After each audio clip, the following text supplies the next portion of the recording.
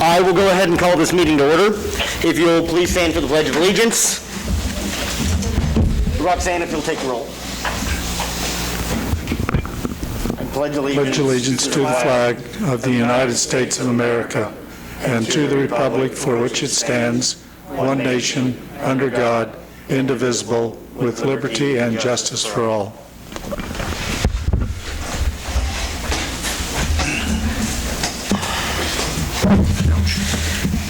Has council had time to review the agenda?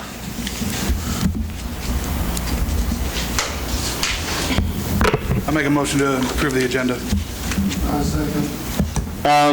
The motion is to approve the modified agenda, is that correct? The other one, okay. Does that second still stand? Yes. There's a motion and a second to approve the modified agenda. All those in favor, please show a voting sign. Opposed, motion passes. Public comments. Persons who wish to address the City Council regarding items on the agenda may do so as that agenda item is called.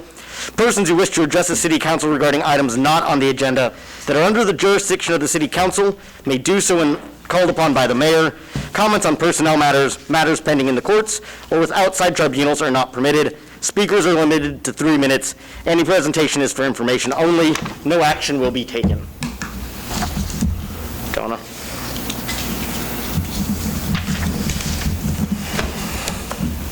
In case you haven't read it in the register, and you will be reading more about it, we're having the Smithsonian opening this Saturday and Sunday, and it's going to be nice. I'm not going to be there because I can't be around crowds, but anyway, we've worked 2.5 months trying to get this thing together, and thanks to Roxanne and everyone, Nancy and everyone else, a bug for research from everyone, so it's going to be a big deal. So don't forget to come. Thank you. How long does it run? October 11th. And our pictures may stay up forever until the polis opens. Because I said, you mean we have to take these down on October 11th? And they said, no, we don't have anything planned for the year because of the COVID. So, but ribbon ceremony, that's invitation only, which again, I'm not going. I was supposed to speak, and I said, no, I'm giving up a chance to speak because too many people are invited. Are there any other public comments?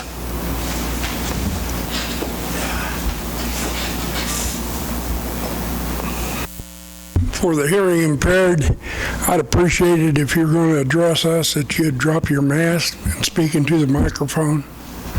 I understood nothing you said. Nothing. Thank you.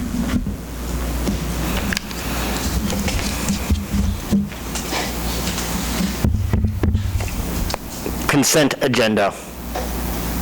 I'll try to speak louder when we're doing just general business, and then I'll pull it down when I have comments. Consent agenda. I make a motion, we approve the consent agenda. I'll second.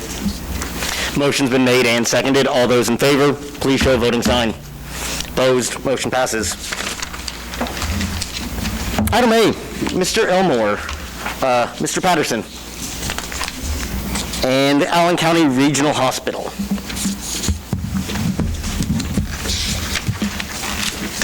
Well, I want to thank you for making time on the agenda to have us here to discuss Allen County Hospital. As most of you know, I've been here several times in the past looking for money. I think we've kind of got that problem solved. So, as you probably know, the board decided several months ago to sign an agreement with St. Luke's Health System to come on and operate the hospital for us. So that's kind of where we are. We have a 10-year contract with them with 5-year extensions. I brought Elmore Patterson, he's our administrator, in with us, and he's going to kind of tell you what's new with the hospital. Thank you. Thank you, Lauren. Appreciate it. Hello, everybody. Glad to be here today. Definitely to be in Allen County. St. Luke's Health System, as you're aware, got a 135-year history of providing health care in Kansas City. So we had that opportunity to come down here to Allen County and render health care to this community. I'm very excited about what we do here, and I think we have some golden opportunities to do some great things in Allen County. One of the things that we're looking at trying to bring here, which I got approved today, was mammography, to bring back mammography. So that's exciting. So we definitely going to have a 3D mammography machine here in Allen County inside the hospital. So I encourage everyone to come back and try to render that care there. Mammography is not just for females. So let's make it clear, a male can have breast cancer as well. I know we think that we're strong and we can't do that, but however we can. And we have to make sure that we take care of each other. And it makes no sense for someone to travel 30 minutes, 1 hour, Wichita, I think that's 2 hours, or anywhere else to see health care. And I know in the past that there have been some things that haven't been done right, but however, it's promising. I think that we're going to do a good job at it. We got a great staff at Allen County, part of your community. They do an excellent job, and we want to make sure that they stay employed and do the right thing by them. I really enjoy what we do. I stay in Humboldt. I stay down there, and my family, my kids are there as well. I have a daughter. Her name is Victoria Tracy, a son, Evan Dallas, and my beautiful wife, Shamika. We all live down in Humboldt, and we enjoy what we do here for the small town. So by all means, if you have an opportunity to come by and talk to me, after COVID-19, I'll be able to shake your hand. But I can't do it right now, and I got to wear my mask, right? But when things get taken care of, we'll be able to get together and talk about health care a little bit more. And I just appreciate that sales tax that you approve as well for the whole Allen County, because everyone's a voter. So I appreciate that. That's going to help us move forward within the hospital and the health services that we render here. So thank you. Don't want to take up too much more of your time. I appreciate you. I would tell you to wash your hands, make sure you wear your mask, social distance. Be blessed. But don't not distance yourself from the hospital. Y'all take care. Thank you. Thank you.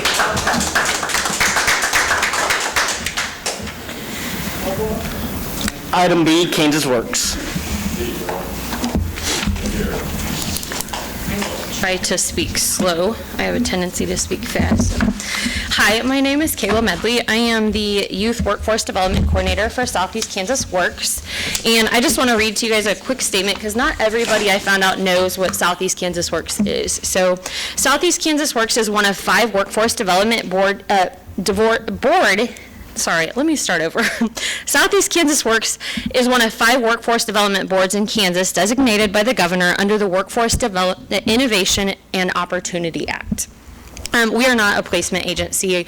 We are a workforce development organization. And today we offer many opportunities, and I have some brochures. This is just informative to let you guys know what we're doing for your community. I have some brochures and I have some business cards here. My office is in the Thrive building. Feel free to contact me at any time. But today I'm specifically here to talk to you about the Youth Workforce Development Program. What we are doing is I am here to work with the career and technical education departments in the schools, both in Allen and Neosho counties. That's the 2 counties that we're piloting this program in at the current time. We are looking at the governor and the government, I guess, is looking at adding possibly 3 more counties or school districts here in the very, very near future. But right now, that pilot program is here in Allen and Neosho counties. So what I am doing is the Carl Perkins grant is here to fund partly my position, and then also some enhancements for the career and technical education departments within each school district. I am responsible, as well as Melissa, for working together, Melissa Stifler, the career and technical education coordinator at the high school, at creating opportunities for the youth to bridge the gap between employers, to get out and provide career awareness, career exploration, and career preparation for them. So we want to find them job shadows and internships, and maybe some rotations within the hospital and various places within the community, because the idea is to not only to bring awareness to what opportunities there are within the Allen County radius, but also to hopefully keep them here, right, and build the workforce and economy here, and keep it strong and thriving. The idea not only is to bring awareness to them, but also help them prepare with their job skills. Let them know what technical skills those careers take, of course, but then also help them with building their resume, their interviewing skills, their workplace etiquette. And then also go in the classroom and teach them about workplace etiquette and employability skills, soft skills, if you will. We know that technical skills are what might get you the job, but the employability skills or the soft skills are what allows you to keep the job, right?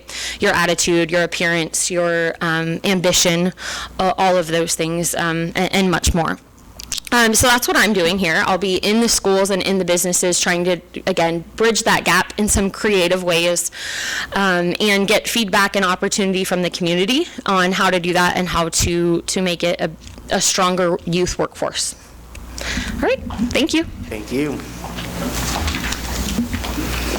Kayla, do you have a business card? I do. I have plenty. I'm actually at the college CTE, so I teach all the graphic design, and I fall under the CTE with the program there, so I'll shoot you an email. Thank you.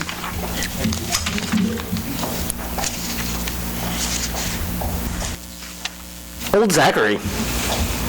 Mayor and Council, staff a while back was contacted by Eric Pry. He's the curator of the City of Aurora's Grand Army of the Republic Memorial Museum in Aurora, Illinois. They are seeking us to do a joint project to restore our Old Zachary Civil War statue. They, along with Mr. Spell, he has a foundry. It's not in Aurora, it's in Oregon, Illinois, that refurbishes old statues of this nature. And in conjunction with those two gentlemen, they'd like for us to send our zinc statue up to Illinois to get refurbished. In return, they'd like to make a casting or molding of it to where they can rebuild parts and pieces from their statue that's the same. They also, they've got plans to actually build a, oh gosh, what kind of, I can't remember what they're making. They're going to make one, but it's going to be out of a different. Bronze. Bronze, yeah. Statue to put outside. Zinc obviously isn't made to be outside. It's essentially a pop metal and just doesn't last very long. Old Zachary was put out at the Iola Cemetery to look over the Civil War gravestones years and years ago. In the, what was it, 98 or 99, Berkeley, that the Veterans Memorial or Veterans Committee, as well as some local people here in town, raised some funds to have him refurbished. Shortly after he was refurbished, he sat probably for 2 years, I think, in Ulrich Furniture's front window. And then a little while later, it got moved back out to the cemetery. Fast forward about 18 years, it's deteriorated again, and in 2018-19, first of 19, again, city staff moved him and actually put him on loan to the Historical Society, and he's in there trying to be preserved out of the weather and elements. So I guess, Berkeley can give a little bit more history if he wants to, and I know Tom's here, and Larry's had some history with the statue as well. We certainly let them comment on it. From the staff's perspective, I'm kind of concerned to send that thing up there. They're looking, really the only cost that they're asking the city to bear, or whoever, is the cost of shipping. That statue weighs 600 or 700 pounds, I think. Stands 6.5, 7 foot tall, and it's going to cost quite a bit probably to have him shipped up there. I know Berkeley and I have spoke a little bit about potentially having city staff take it up there if we were going to do, if this is something the council wants to move forward with. It's roughly 8.5 hours up there. It's just probably 20 miles or so west of Chicago, is my understanding. So it would be a venture. We'd have two guys take it up and then spend the night and come back, and then it takes, he estimated about 8 weeks to do the restoration of the statue. So like I said, I have some reservations about sending him that far up to be repaired. It seems to be that the statue is doing very well in the climate controlled. And honestly, even if we have him rebuilt, I wouldn't recommend sending him back out to the cemetery. I would probably keep him inside and let him, last a lot longer inside. But Berkeley, you got any more to add to it? Not really, not a whole lot. I know I found the article whenever he was redone in '98, and actually I think his name was Tom Degginger out of Topeka, refurbished him then, and it was his recommendation then not to put him back out in the weather. And kind of like he told me, you don't restore a $100,000 car and just take it and park it outside and leave it for 20 years. My personal opinion, and it's just that, but I think he's safer where he's at. He's not deteriorating anymore.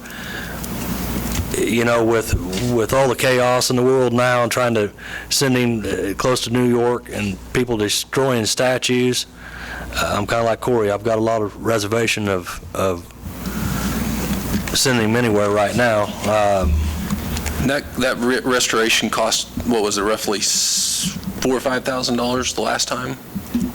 I think Tom, it was about right. That's close. Yeah, and I know this, the Tom Degginger that redone him the first time, his son's tuck over that foundry in Topeka, and I sent him a lot of pictures when we tuck him down. He quoted me a price of about $7,500 in about 6 weeks to redo him.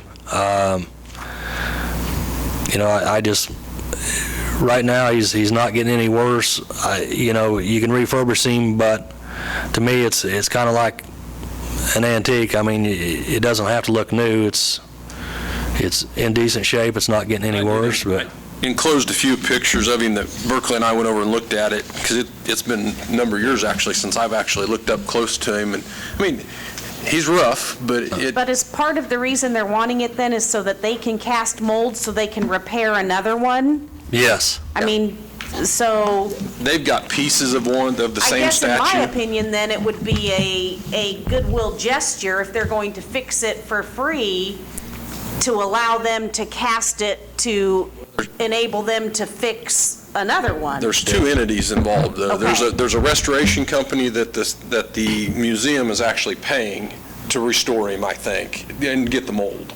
But I believe, the way I understood it from Mr. Pry, he's willing to basically write that cost off for that museum of the restoration. I do know with Curtis and talking with the Historical Society, there may be an option too that we could get our own kind of copy, whether that's out of concrete or bronze, and replace a version of it back out there, leaving the original in the Historical Society. Or another option then, if we choose not to do that, we should probably put a plaque out there explaining why it's moved for its safety. And as a historian, I would like to see it fixed up one more time and left fixed forever, solve the issue and be done, leave it inside. Leave it inside. And I think that if you're worried about the shipping part of it, taking care of that and trailering it ourselves to wherever that is in Illinois, it's not that bad of a drive. We've done it a gazillion times because, Mike has friends that direction. When I Googled it, it's like 8.5 hours. And, if we had two guys going, they can tag team that and make. Insure it, or how would that work? We definitely want to talk to Debbie at the insurance company to tell her that we're going to be transporting it. What kind of cost would we be looking at for the 2 days for our employees? Well, you're actually looking at 4, Gene, because Right, you're going to two have up. two up and 2 back. Okay. It's going to be, we just roughed some numbers. We haven't put, I really wanted to get your guys' opinion on whether or not we even want to do any more investigating on it, or if we want to leave him. I can guarantee it's going to be less expensive to have Oh, our yeah. own guys take it on a trailer and truck it up there and know that it's safe than to get a Yes. trucking company to do it. I mean, I know that. And I just do think from it's gonna be a lot shipping bounce safer. houses that weigh 600 and 700 pounds, it's expensive. And Yeah. you can't always trust Yeah. who's taking Mr. it. Spell that is going to do the restoration, him and his wife were on the phone conversation Berkeley and I had earlier later last week, I guess it was, and they were estimating shipping on that to be around $2,000 to $3,000, or roughly in that $2,000 to $3,000 range. Yeah. And the concern they raised was, can you actually get enough insurance on it with a carrier to cover it? You're right. So that's something we obviously want to check with Debbie on. And, I guess I would like to also look into the fact to see what it would cost us to take it up to the foundry in Topeka to get it, or if they're still in business. I think they are. And they are, like I say, he quoted me a price of $7,500 to. Not that I want to keep that Aurora from getting a mold of it or anything, but it's going to be a lot quicker for us to take it up there where we took it before and have it restored. He did a good job the first time. And I think he's the same way. The same cost. I think he wanted to make a mold of him too. So maybe we can. And maybe they can work with him, so maybe research that and see what you find out about Topeka, and if that other company that needs the mold to repair what they have, if there's a way that mold can be made at the Topeka location, and find out what the costs are. Yeah. I mean, but if the cost is, $8,000, $10,000, we'll be better off letting these guys that want it just for free with us. Obviously we're still going to have to truck it, but even to Topeka, we're going to have to truck it up there. We have a day trip for the guys. Yeah. Instead of 2 days, you've got 1 day, so. The Veterans Committee discussed the options here with the memorial, and I think they've got a vested interest in the preservation also. I think it's a good idea to send it up to Peoria and have it redone up there. Might work out that we could have somebody from the Veterans Committee helping to transport, save the city some dollars, but I think it's a good plan to send it up there, get it restored. Tom, you're a good ride-along person for things like that. Come on up here, Tom. I already know that, so. My only concern is, do we want to do that? I'm old, as you can tell, and I'm a little concerned about. I know nothing about the foundry up there. I do know the one in Topeka. I know he did a good job. Again, it's the transportation. The reason that it originally went back out to the cemetery is because some of the contributors, people that donated, wanted it back out there, and we felt like, well, that's where it came from, that's what we told them we were going to do, so we did it. It does need to be inside. There's no doubt about that. There's not that many of them around, and it's whatever you all want to do, but I'm concerned. I got a reservation. I don't know what kind of a place this is. They've done work for the Smithsonian and different things. They are a very reputable foundry as far as rebuilding these monuments. I can tell you that with the little research I've done on the company. And so is that museum. That museum's very well done. Who's Smithsonian? Keeping the Grand Army of the Republic, right. And that kind of chapter alive. They've done very well, and it's a very reputable museum. This isn't sending over to Pete and Bob's.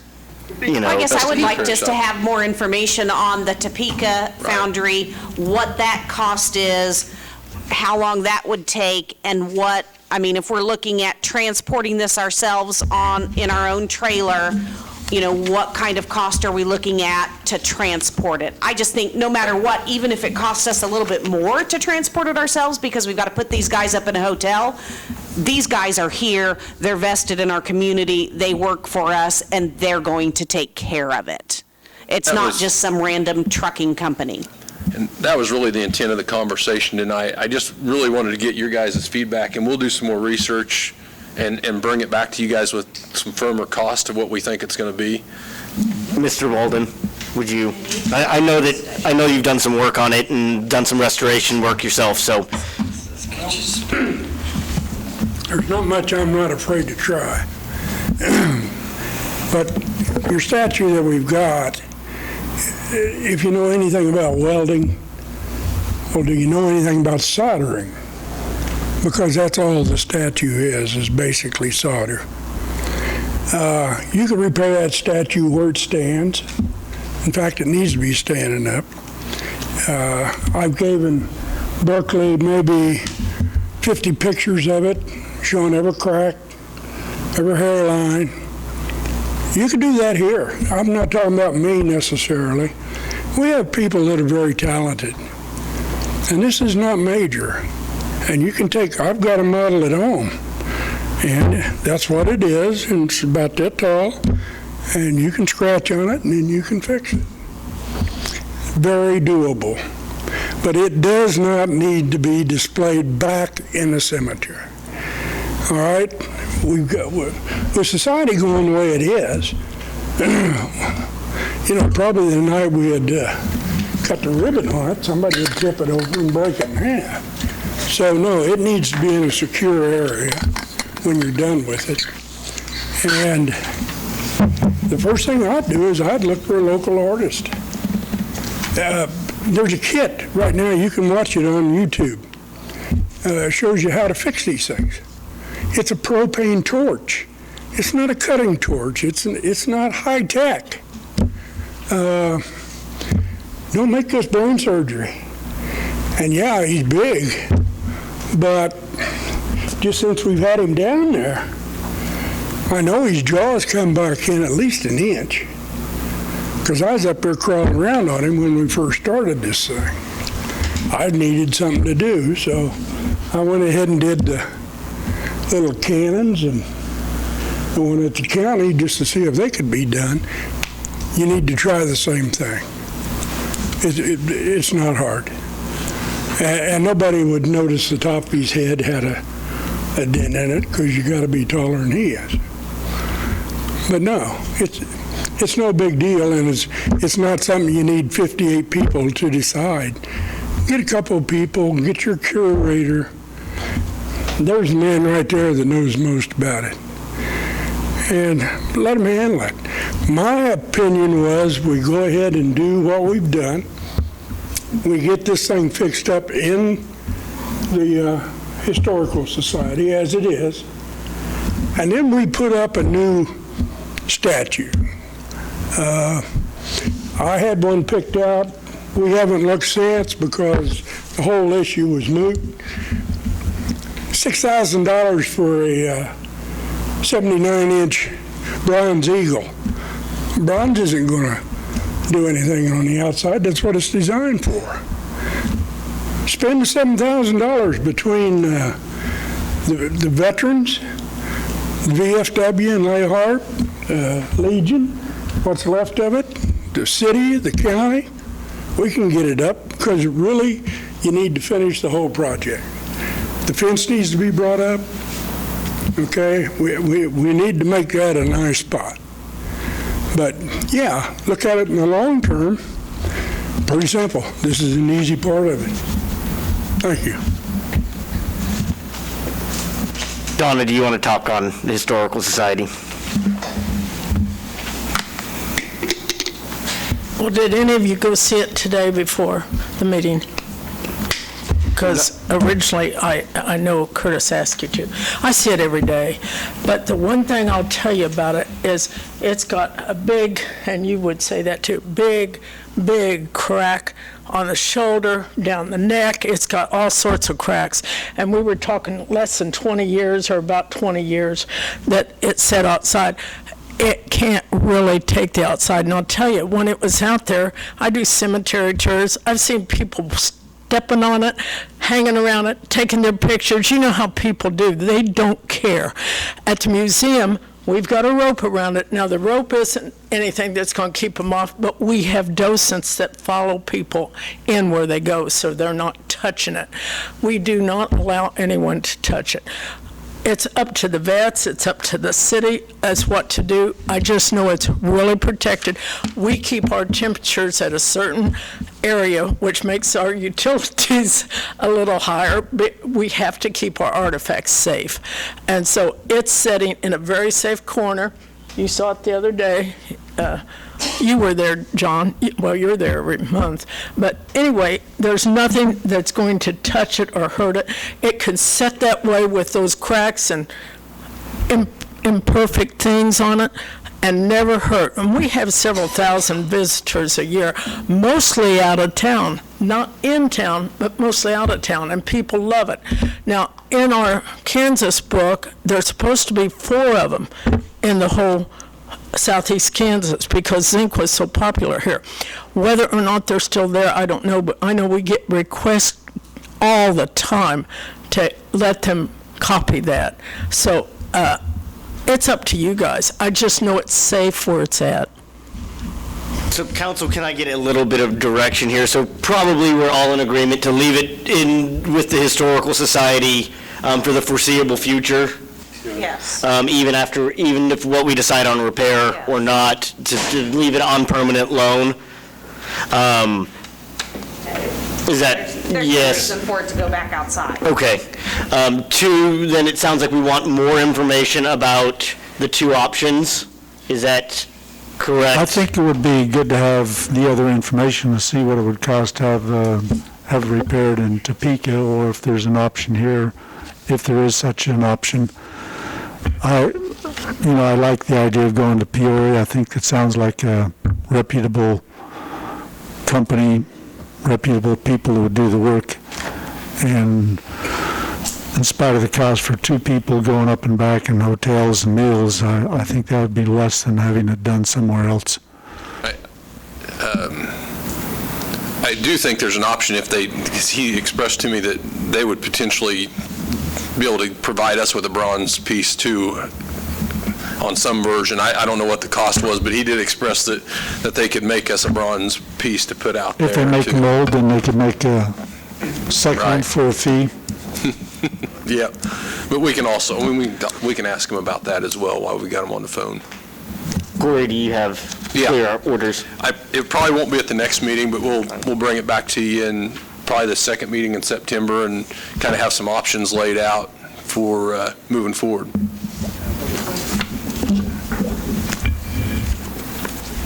Item D, fire engine.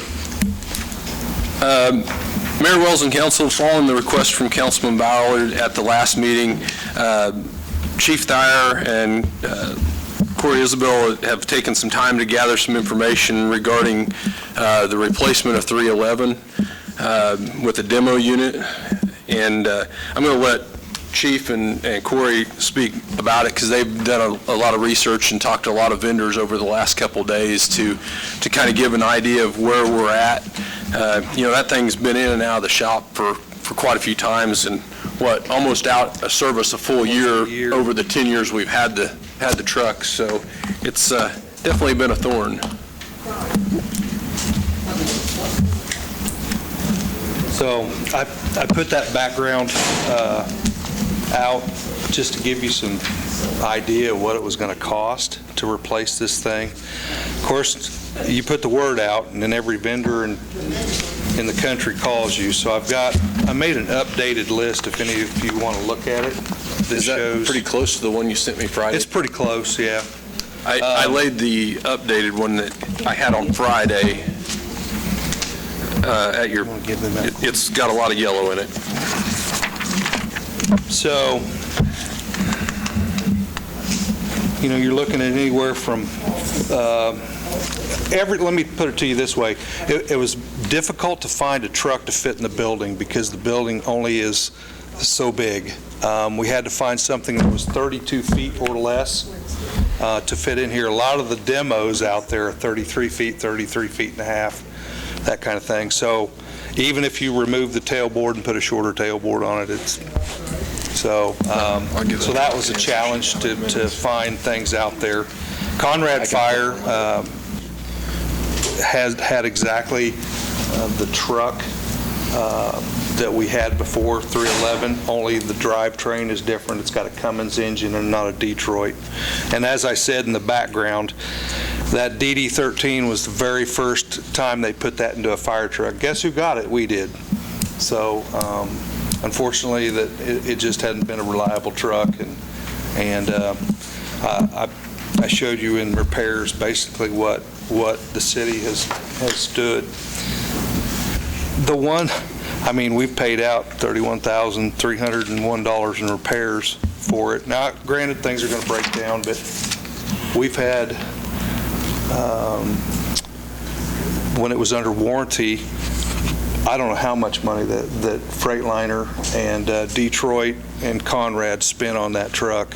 We were told just Detroit themselves was over just in $30,000. engine parts is over $30,000, and that doesn't count man hours and countless man hours that they've put into it. Yeah. So, like I said, it shows how many days it was out of service. Just this last time, it's been out of service for, 2 weeks. And guess what? We called them this morning, and they haven't got it to duplicate the issue. We drove it up there. Before we left, I even took a video, and I have that video if anybody's interested in watching it, but of it surging. And my feeling on that was, I actually responded with one of the guys to a fire alarm the other day in it, and it was surging. And I was afraid we were going to lurch forward and hit somebody else in front of us. We weren't running emergent. We were just driving regular. So, but that, I don't have a feeling that it's going to lay down on us, but I do have a feeling that we could possibly hit somebody that's in front of us or run over a pedestrian. That's my biggest fear with this truck. And I personally have been on the end of the hose line when it's been doing this issue while it's pumped. So we've been on an actual fire itself, and it won't come out of it. And while pumping, the water pressure's up and down, and it's not adequately pumping at a fire. So when it goes pulses, and just like the video that I have, if any of you want to see it on my phone, that was the morning we took it up, right. and we couldn't get it to come out of it. So I don't know what we got gathered prices. There's, depending on what we buy or what you want to purchase, there's the whole gamut is kind of here on the spreadsheet if you guys want to look at it. Up to and including a week out, 45 days out, 9-month build time, and that's just some of the prices we were able to obtain in the last, I don't know, week and a half since it was taken out of service. Are you familiar with any of these, like the Pierce or any one of them that you're leaning towards? Pierce. We'd like to stay with Pierce. Their safety record. They have a very high safety record. I mean, the problem we're having is not a Pierce problem. It is a Detroit problem. Emissions problem. And all the above. I mean, it's been from emissions to fuel system to everything that they've replaced in that truck, and they just can't get it figured out. We'd like to stay with Pierce. Pierce makes a top-of-the-line truck. They're a company that's been reputable since, what Roger say, 1917, that they've been in production for very many years. Ourselves, we've had multiple Pierce trucks. They've been good trucks. Matter of fact, the one that's in service right now is 31 years old and is our frontline truck. So, I mean, good thing we kept it for a backup. But Pierce makes a very reputable truck, safety features that a lot of these companies don't have, rollover features to where the seat belts, they suck in, and the air packs that we wear, the holders actually, they hold instead of release. They sense everything that happens. The frame rails to everything. Prices, they varied anywhere from $515,000 to $650,000. Was that due to the more bells and whistles, or just what on the trucks? Quality product. Yeah. You kind of get what you pay for. Yeah, I mean, it is true. You get what you pay for. It is true. Not saying that the other companies don't build a decent truck, but yes, I mean, they range. That's just the going price anymore these days of anything. It's almost like buying a vehicle. The price just keeps going up. And the service we've received from Conrad, they went kind of above and beyond. They give us a year. We had it in writing where we had a 5-year warranty on this truck, and they actually warranted it up to almost 6 years, and give us free parts and labor. So yeah, they kind of knew that they had a problem child with that Detroit motor, and it's nothing against my predecessor that bought that. The truck before was a Pierce with a Detroit. and it's in service right now. And Donald, he didn't know when he bought this truck that it wasn't the best truck out there. We just went from history. That's what we bought.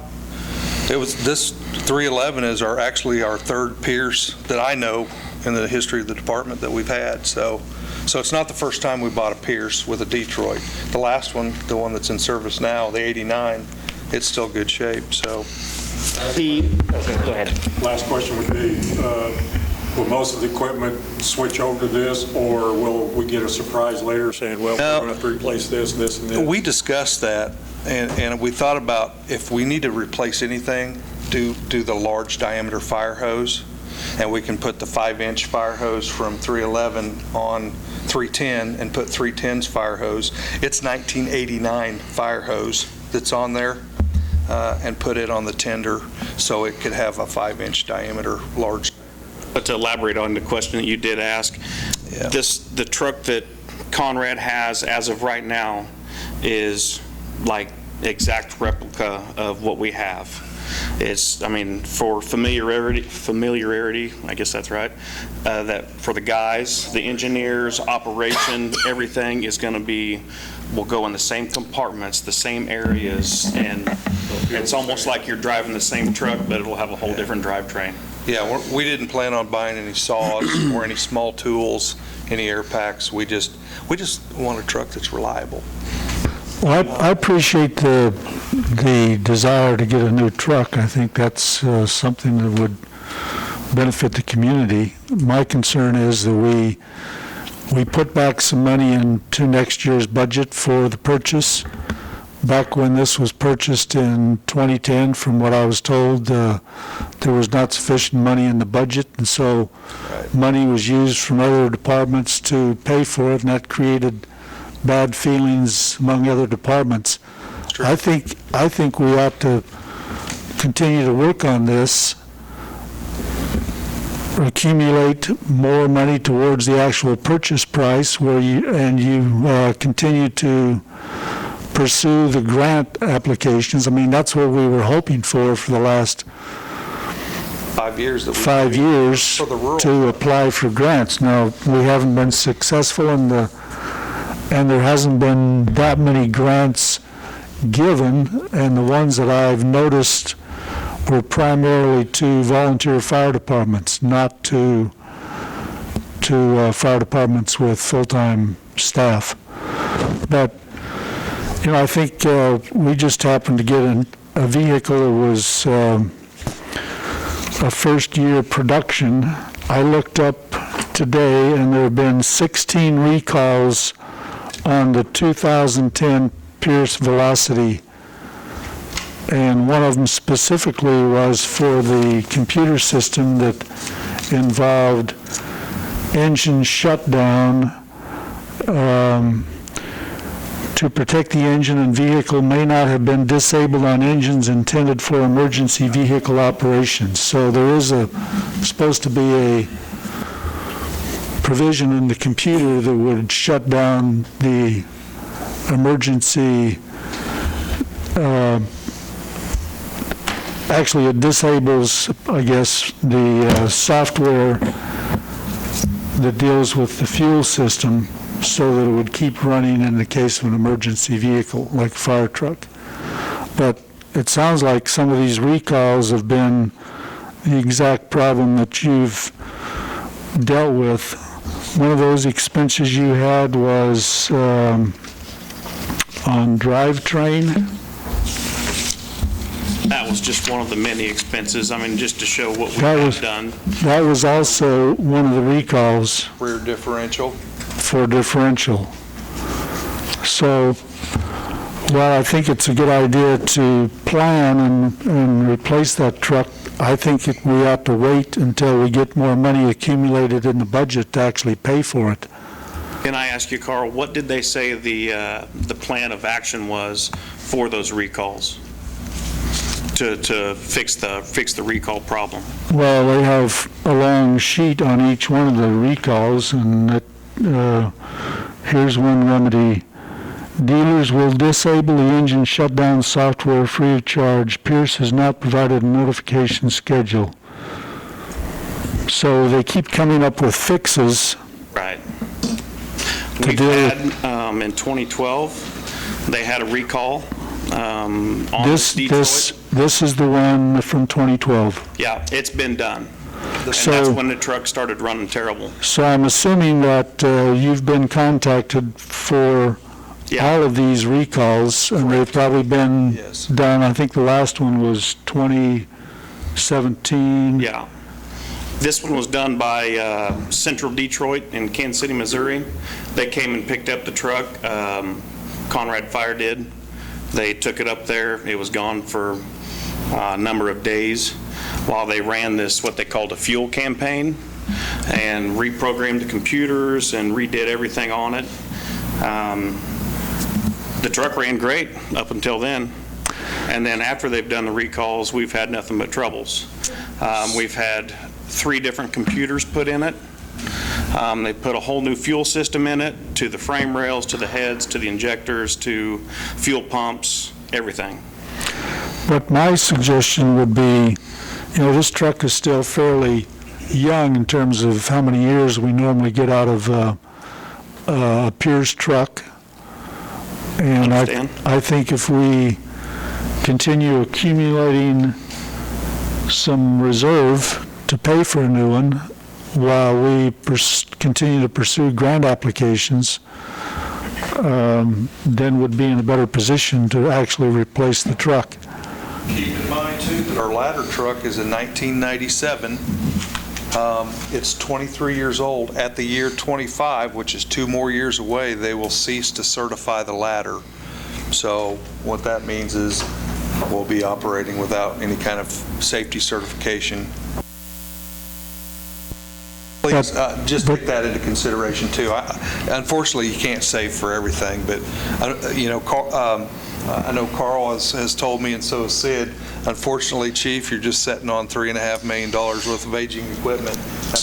That was the last Sid told me about it, so.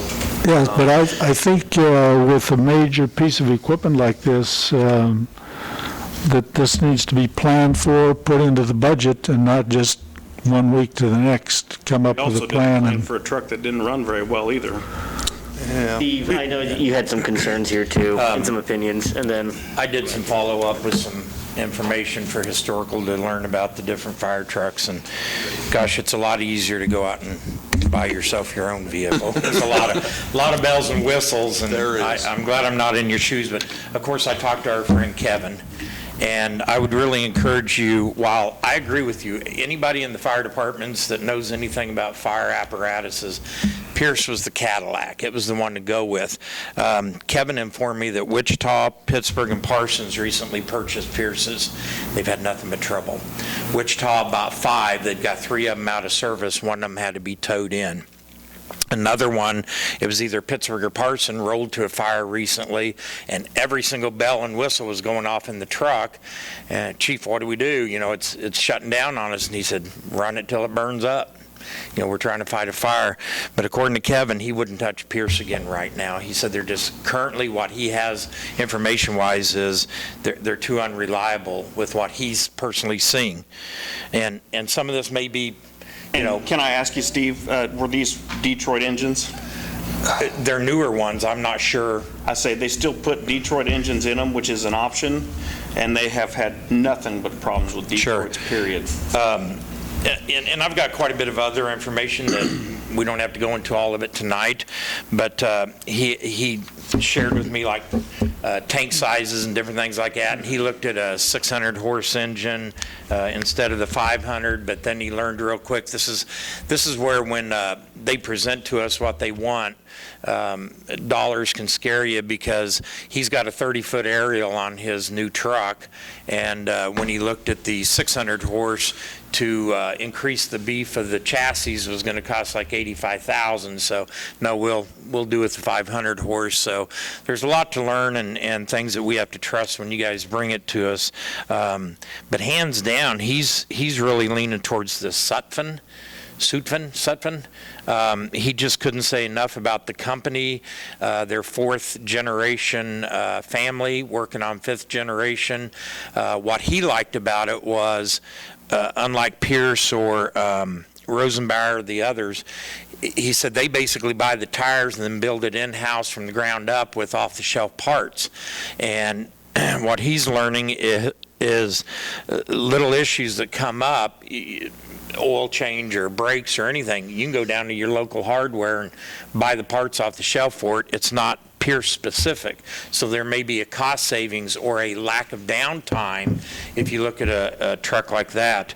And then he brought up that he's finding little things like you do, and he had a cylinder leak in one of his cylinders, and he called him up, and in less than a week the new cylinder arrived to the guy that was coming to his shop to fix it. They don't take it out of there. They try to fix it in-house as much as possible so you don't have downtime. So got a lot of information from just talking to him, and I would really encourage as we go forward and look that we talk to Wichita, Pittsburgh, Parsons, find out exactly what's going on with the new Pierce, ask the questions that you have. Topeka even. Yes. I know they had some issues. They've had some with issues Rosenbauer. recently, yeah. So, so I mean, when we come to you, sometimes we don't know it all either. And, I don't know if you can buy a good fire truck.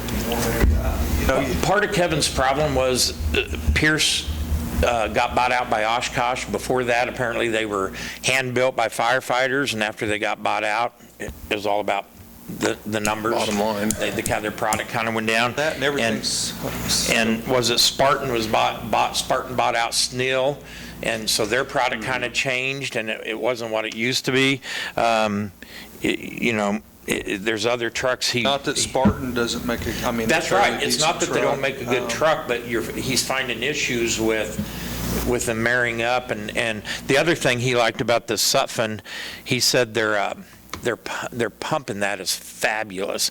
And he said at an idle, he can deliver every bit of the water that's coming in out of the hydrant. So his only concern was if it's a hydrant with low volume, the idling truck is going to push it faster than the hydrant can push it through the truck, and that's the water guy's that. Yeah. Well, So I will say our truck can do the same thing depending on how hot the hydrant is. Sure. It sits there and idles too. But and the other thing he liked about the Sutphin is they don't rely on so much of the modern electronic touch pads. It's kind of the old-fashioned switches, which he really likes, because after they've had issues with electronics, some of the old school, it's not that it's not talking to a computer someplace, right, but it's got less electronics that could go wrong. But anyway, I would just really encourage us to talk to Wichita, Pittsburgh, Parsons, some of these other departments, get some good information. As you said, we're millions of dollars in equipment. We want to get something that's going to last and hold up good. Yeah. Well, we wanted you to know too that we've had issues with this truck, and I know you're not happy about it, neither are we. So, Ron? I think that we need to realize that when we start talking about grants, that every fire department in the country puts a grant application in every year. The fact that we're going to get one is probably slim to none.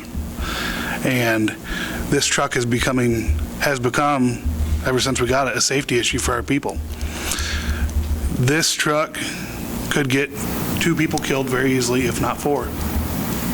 And I think it's poor of us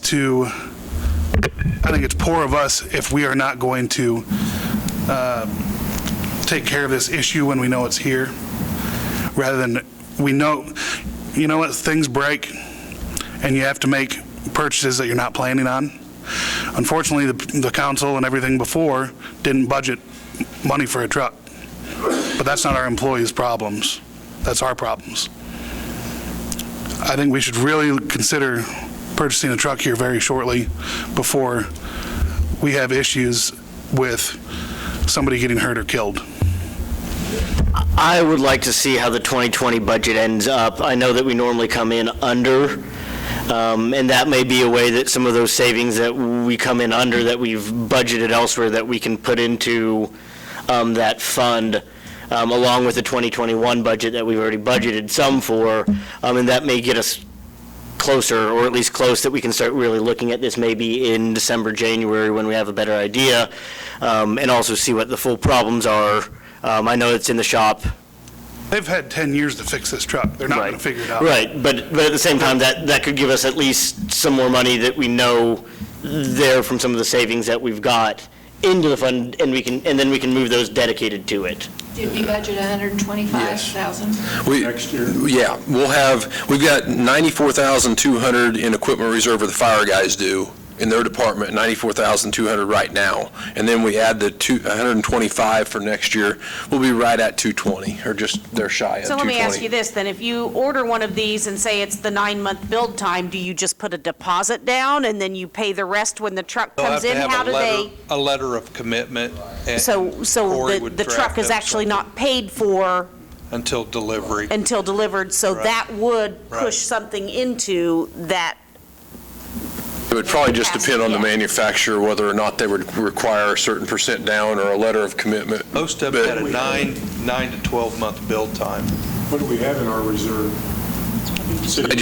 In the fire department reserve, No, the city reserve for. Oh, I didn't look at that, because every department's broke out equipment reserve separately. That's what happened to the last fire truck. It got taken out of other departments that was laying back properly to replace equipment, and that's what, like Carl said, created the ripple. But The 2021 budget thing that you sent out, it shows by the end of this year, we're supposed to have 1.6 million in there in equipment reserve. that's probably electric. Yeah, electric, yeah.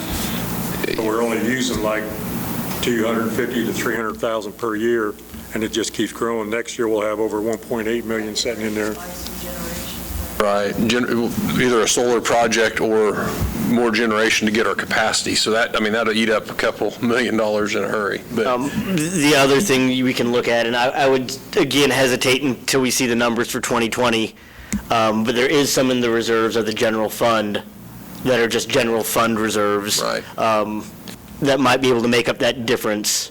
I guess I mean, if we have $200,000 in the fire department, we come in $100,000 under this year, which is a fairly conservative estimate without an administrator, that gets us to $300,000, and then we're looking at $200,000 to come up with out of that general fund reserve, which is not necessarily dedicated to the fire department, but it is a reserve there that is for the general fund, where that comes out of. I mean, I would agree with Steve, too. I'd, maybe do a little more research on this unit from the Flint Hills Fire and Rescue and find out. I mean, if it doesn't have all of that computerized technology to go wrong with it, I mean, that in itself becomes very costly when you're dealing with all of the computer. So, I mean, I would like to hear more about that, and then also if there has been issues with that Cummings engine. I mean, I mean, maybe those Pierces that they're having those issues with, if they're not the Detroit, if it's the Cummings and they're still having issues, then is that really what you want? Right. So, I mean, I think that we need to really, because of the issues you've had with this one, really do our due diligence in finding the right truck. And taking the time to spec it out. Exactly, and not jumping into something and figuring out exactly what's the best truck out there. And, it might not be the cheapest truck, but let's get the best truck, and let's get the truck that's going to have the best warranties and the easiest to work on. I mean, if it's something where you can go get a part from your local hardware store or, your local auto parts store, then awesome. You're not waiting 6 weeks for a part. And basically, that's kind of, we did a hurry-up job to try to see, what do you got? What can you change on this truck to fit our needs and kind of the specs that we wanted, but we didn't write the specs on it. Right. We just let And you know how it works. If you got a Rosenbauer dealer talking to you, it's the best equipment out there. And that same Rosenbauer dealer leaves his job and he goes to work for Pierce. All of a sudden, it's the best fire truck. Mm-hmm. So again, let's talk to Wichita Pittsburgh Parson about their Pierces, and then and I'm not by any means selling Sutphen, it's just what Kevin went with. But locally, Yates Center, Neodesha, and Coffeyville just bought Sutphens. So I'd rather hear from departments using these different pieces of equipment rather than the dealer. I haven't talked to Fort Scott either, but they just bought a new Pierce ladder, a $1.2 or $3 million ladder. So I guess I need to talk to them too as well. So You might want to spec a building to fit the truck at the same time. a lot of truth to that. That was our biggest issue, was trying to fit it where the old one was. And we even made the determination, if 311 was a good truck and it was viable, and we got rid of 310, which is the 89, the way the station sets that truck is 311 is too long to put 312 and 311 back to back. So I guess we'd have to buy some blue tarps or something to Remember in the 50s and 60s when all the old garages got extended? Yeah. Move your garage door out. I appreciate the council's time on this. So I appreciate the information. Thanks for the information. It was a lot. More information on That stuff. cities, how they like them and everything, and bring that back to us. I can do that. You bet.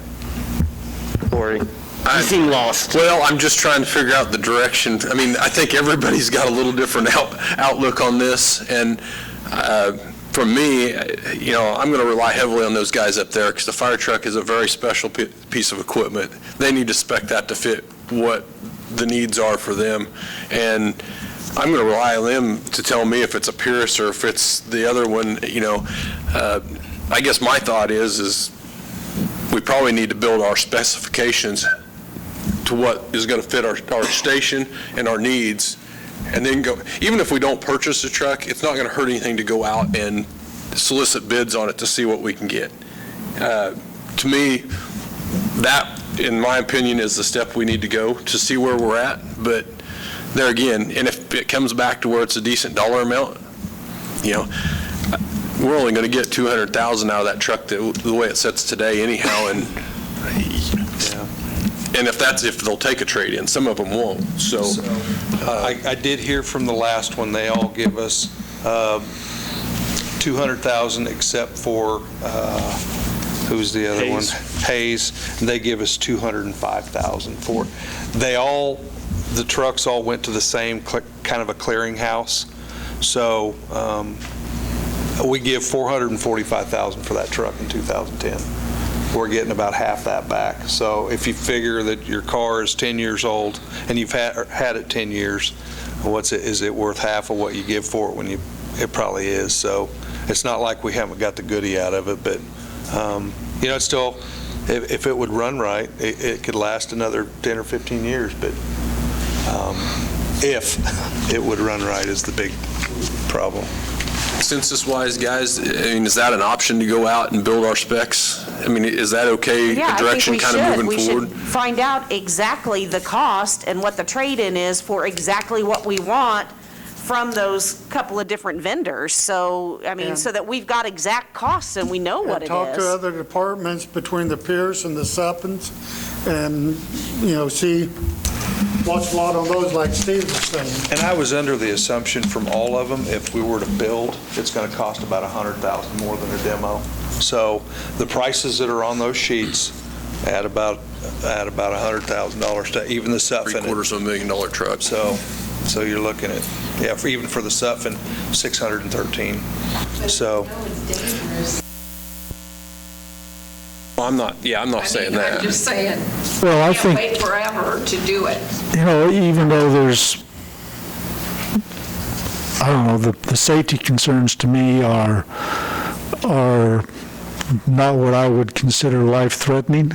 They are problems, but you continue to work on those through the dealer, try to get them fixed, and it's not something that I would just jump to. This is something major that we have to plan for and budget, not just jump. Water, you don't. I have been on the end of this hose when it's done this, inside of a house that's on fire. And when you can't control the hose because there's 100 pounds of pressure difference and you lose that hose, or it just completely goes dead, it's going to kill somebody. I'm not okay with that. You know, I feel that as far as the fire trucks is the same as with the police cars that I've told Chief.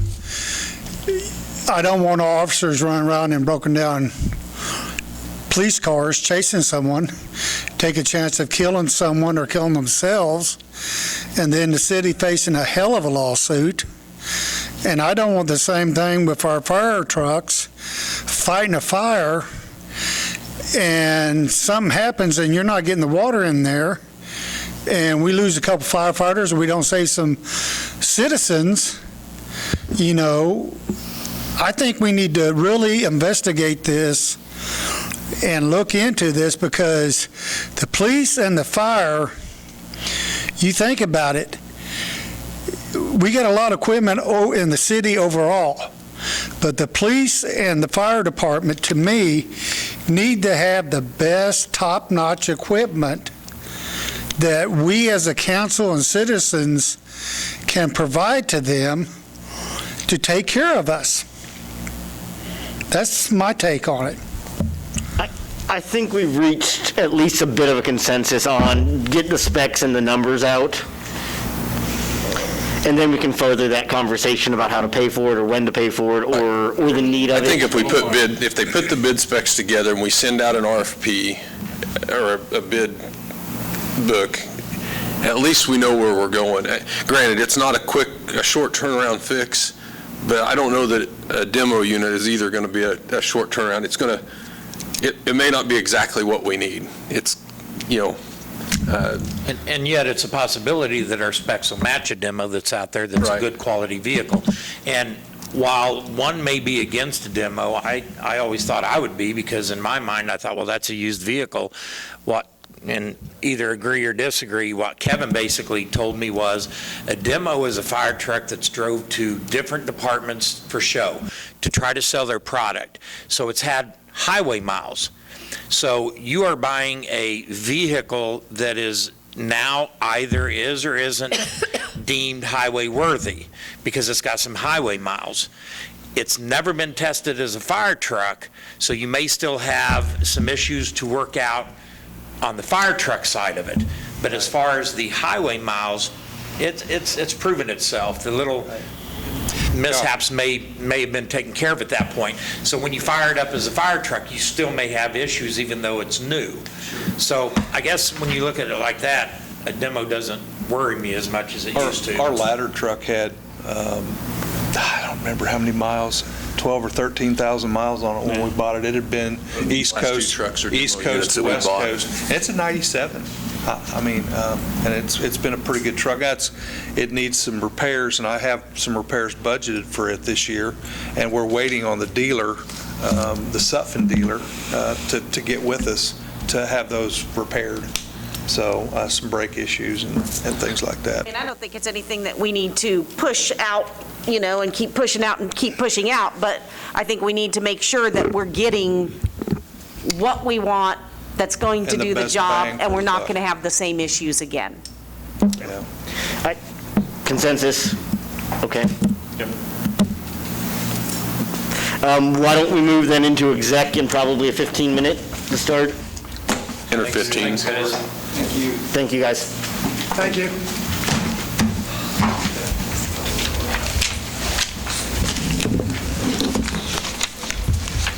It was in that. I thought it was in that stack, Tim. It was that way. I think. I was going to say.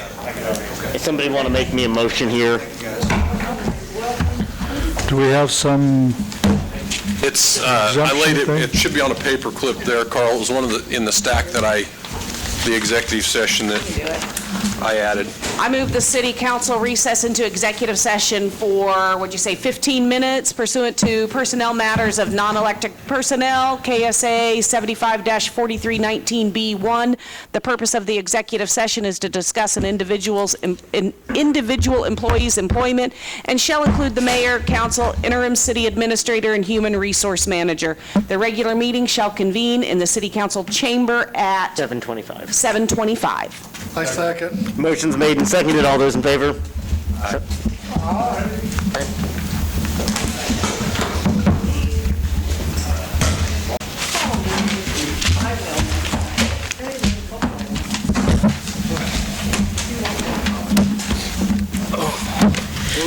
Counselor and administrator reports, is that right? I think Ron? Start with Carl, I think. Either way, whoever wants to start. Carl. No comments. Yes, I do. I've been thinking about this quick comm communications thing, Corey. Where are we at on that right now?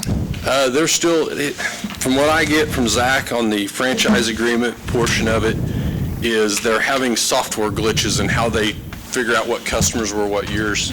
I've been pretty flexible on that piece. He did get the pole attachment thing, and it's been paid. So it's just a matter of us working with him to get that franchise piece figured out. Okay, the way I look at it, if our customers are late, we charge them a penalty on their utilities. And he is paying, they are paying the penalty. They are paying a penalty. There is a penalty built into the pole attachment agreement as well as the franchise that he included in the payment. Okay. I feel by the September 14th meeting, they should have this software glitch worked out. If not, I think we need to take other avenues with them. And I've told Zach that we need to get it cleared up or we're going to start pulling where he can't pull a permit to do any more work. And that's the biggest thing we have to pull is no more right-of-way permits to do any more install stuff at this point. But I'll give him a call, Gene, and I'll push that envelope a little longer. So. Okay, I mean, I've had some citizens say, hey, are they getting penalized like we would penalize utilities? And I say, I don't know. And they're saying, well, it's not right if they're not getting penalized, but our citizens for late payment do. That's all I got until at the end. Thank you. Don't have the exact numbers, but it does look like that new street sweeper is picking up quite a bit more of that rock a lot quicker. And I've heard that they can reuse that rock almost immediately, which should be a savings on the chip and seal. We're using some of it right back over again. Right back over, we should start seeing some immediate savings on chip and seal with that new street sweeper. And if you've driven down or behind it, I know it kicks up some dirt, but at the same time, that's that vacuum seal, like you run in a vacuum, and that's picking up all the other stuff, particularly all that little rock that's so expensive. And so in the long run, I think we're going to see some savings on that chip and seal due to that. Schools are back in session. Watch for kids, watch for crosswalks as well. That's all I was going to say is be careful out there. The kids are back in school. There are a lot of them out there on bicycles and stuff. Please be aware of it. I was going to mention the same thing. So they will be out. It's been a really long spring break, but they're back in school finally. And college kids are back too. So you're going to see, more students around and just, be aware of it. And if you see a kid that looks lost, see if, ask them if you can help them. So, yep. Nothing. Corey? Just a couple things, guys. I don't know if you noticed, I think I included it in my weekly report. We're going to have a public forum as part of the 54 pre-engineering or pre-construction. And I mean, this is really but Burns and Mac will be here on Thursday evening, starting at 4:30 to 7 o'clock, and we sent out a bunch of flyers and to the adjacent business owners and the homeowners, as well as I had Jill at the chamber. She's got a pretty good reach as far as email listings go. I actually got an email from her about it. I had her email it today, and some questions ready, the downtown businesses. right, and I know that's always going to be, and that's why we selected Burns and Mac, because of the public input or engagement part. So hopefully this can help. I don't know that it's ever going to fix that, because it's always going to be a concern to those local businesses of what we do and how long it takes. But anyway, that is Thursday at the rec building, so we have we can have big enough area for social distancing in the building. They'll have some stations set up, and they've got some surveys they can take and stickers they can put on what's their biggest concern. So Thursday night, and then I'm still kind of battling with the contractor on the elementary school and the Hall roads, waiting on Bob Johnson to get that MOU put together so we can hopefully come to an agreement when that road fails that how it's going to be taken care of. Can I get a general opinion of if council members are going to that, and do we need to call a special on Thursday? I think I know. We may need to call a special for that then. I would kind of advise us to listen a bit. It's not going to be much of a, I think we would be okay probably of not having a special called meeting as long as you're not talking as a group. I know it's difficult, but Well, they'll be discussing city business. I would err if we have a quorum there to call the special, or at least to call it and err on the side of caution, just for Coma and Cora.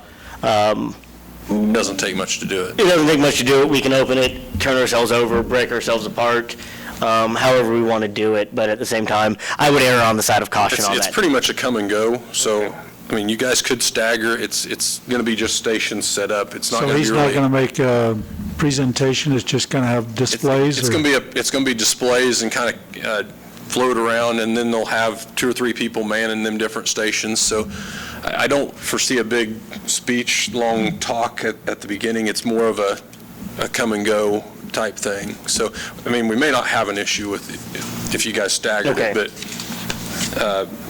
if y'all come at 4:30, we'll have a quorum issue. The federal funds exchange this year, I'm still waiting on a couple invoices from Dan on the road oil to get to that threshold. That's that 90-10 money from KDOT that is federal money. It's a pretty good sizable amount this year. It's about almost $120,000 that we get if I can get the invoices up high enough. So with the oil and the patching material and some road rock, hopefully I'll have that by the end of the week because the deadline's the 15th to get it submitted. But that goes into the general fund. Next meeting, I'm going to try and have Scott here. I'd plan on him having here at this meeting for the solar, but he hasn't quite got Beloit finished yet to where he can give us good hard numbers for potentially what we're looking at here. Neighborhood revitalization, I have a request. They didn't get their application in time. We'll bring that to your next meeting for exception to our policy. The insurance renewal, I can tell you it's up quite a bit. Carla's going to be working on that over the next couple days to get some options. We budgeted 8%, 7%, one of the two. What was it? And it was, if we stayed with the same plan, don't quote me on this, I think it was 16% increase. So we're looking at some options to change that around to help absorb that without affecting really the plan for the employees. But Carla will be working on that over the next couple of weeks. Hopefully we'll have that renewal at the next meeting. If not, it'll be the last meeting in September. And then standard traffic ordinance and UPOC will be on your next one. And probably a bid acceptance on the power plant cooling tower project that's budgeted. Any questions? Sorry. Roxanne's got something. I have 2 businesses in town, I just want to make you aware, that have been affected by COVID personally, and I've been in contact with them concerning their utility bills. So we are working with 2 businesses in town that I'm aware of. That's the only ones that have come to me, but I just wanted you aware that we are doing that, so. I make that motion that we adjourn for the evening. Second it? Motion's made and second. All those in favor? Opposed? Motion passes.